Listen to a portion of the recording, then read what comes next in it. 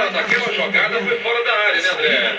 Em cima do meio, de louco, Abreu. Fogão pode empatar a partida aqui no Engenhão. O torcedor alvinegro se coloca de pé, se prepara para esse momento que pode marcar um empate da equipe do Botafogo aqui no Estádio Olímpico, João Avelange. Torcedores se preparando para esse momento. Atenção, galera. 46 minutinhos e meio. Você acompanha aqui pela CBN. Louco, Abreu preparado. E a galera do Bastião da Gama acredita no Fernando Praz. Dá pro Louco ou não dá? Apita o árbitro.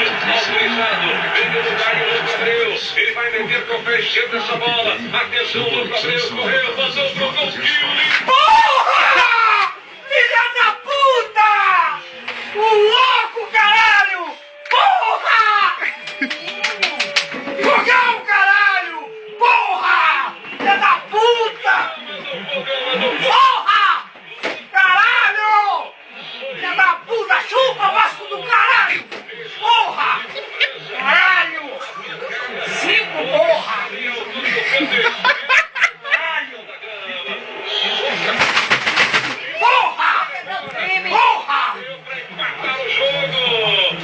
Dessa galera, que beleza de começo. Eu confesso 47 minutos e meio. Hoje, tá bom?